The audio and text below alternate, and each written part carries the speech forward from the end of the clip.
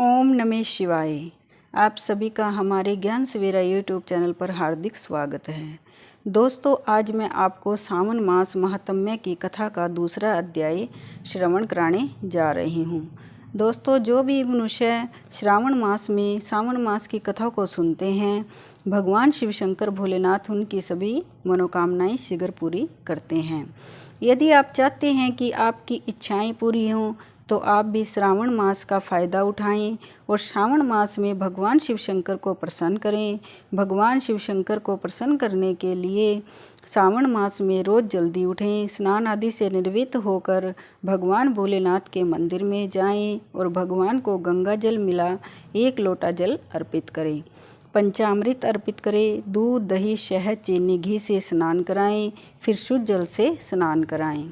फिर स्नान के बाद वस्त्र, बेलपत्र, फल फूल, चावल नैवेद्य अर्पित करें और एक दीपक जलाएं। दोस्तों, यदि आप सावन मास में भगवान शिव शंकर भोलेनाथ को प्रसन्न कर लेते हैं तो भगवान आपकी सभी मनोकामनाएं शीघ्र ही पूरी करते हैं।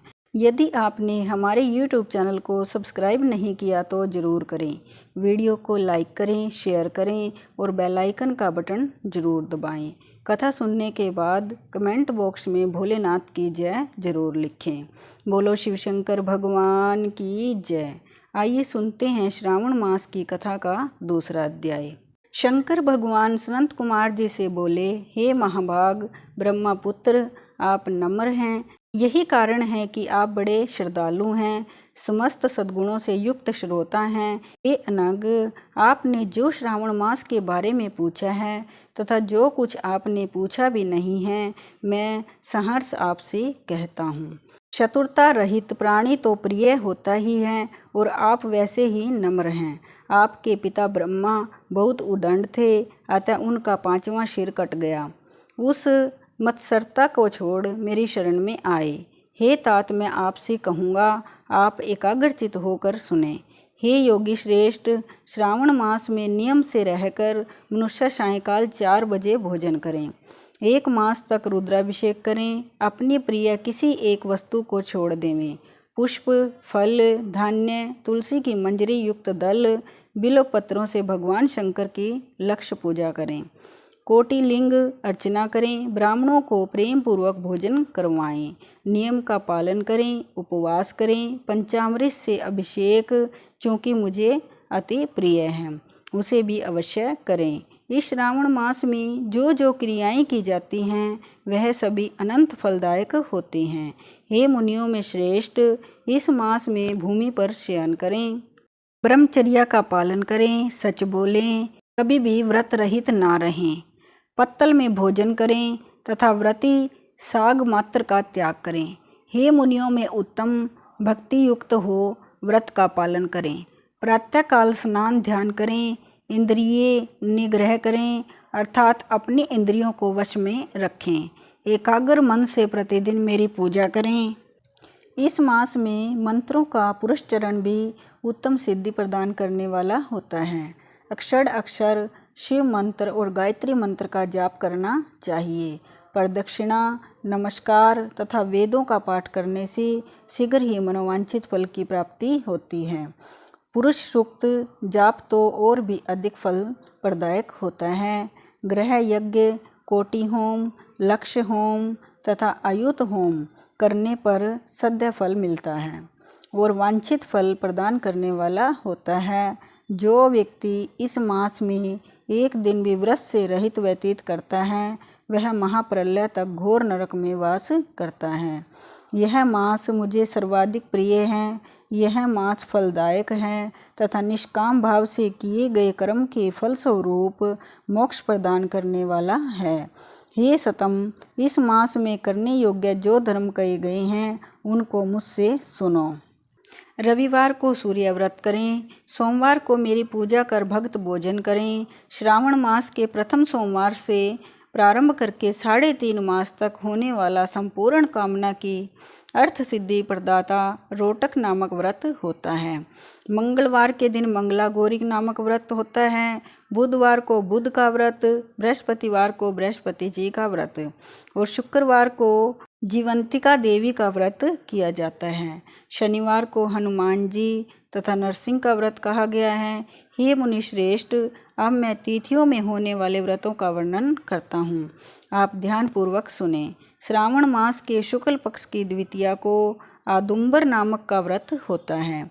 इसी मास की शुक्ल पक्ष तृतीया को गौरी नामक व्रत किया जाता है तथा श्रावण शुक्ला चतुर्थी को दूर्वा गणपति नामक व्रत होता है। इसी को हे मुने विनायक चतुर्थी व्रत अथवा गणेश चौथ व्रत के नामों से जाना जाता है। श्रावण शुक्ला पंचमी नाग पूजन के लिए उत्तम मानी गई है। हे मुनि कुलपति, इसका दूसरा नाम मानव कल्प आदि है, ऐसा जान लो। षष्ठी के दिन सुपोदन नामक व्रत और सप्तमी को शीतला देवी का व्रत होता है। अष्टमी और चतुर्दशी तिथि में देवी का पवित्रारोपण करें। श्रावण मास की कृष्ण तथा शुक्ल पक्ष की नवमी को नक्त व्रत का विधान कहा गया है। शुक्ल पक्ष दशमी को आशा नामक व्रत किया जाता है। कोई कोई मनुष्य इस मास की दोनों पक्ष के एकादशियों को आशा व्रत का होना स्वीकार करते हैं। श्रावण शुक्ल पक्ष की द्वादशी को भगवान हरि का पवित्रारोपण करना कहा गया है, अतः द्वादशी को भगवान हरि का श्रीधर नाम से अर्चन उत्तम गति को प्राप्त कराता है। श्रावण शुक्ल पक्ष पूर्णिमा को उत्सर्जन, उपाकर्म, शबाधीप, रक्षाबंधन, श्रावणी कर्म, सर्प बलि और हयग्रीव जयंती होती है। हयग्रीव का नाम भगवान विष्णु का अवतार माना गया है।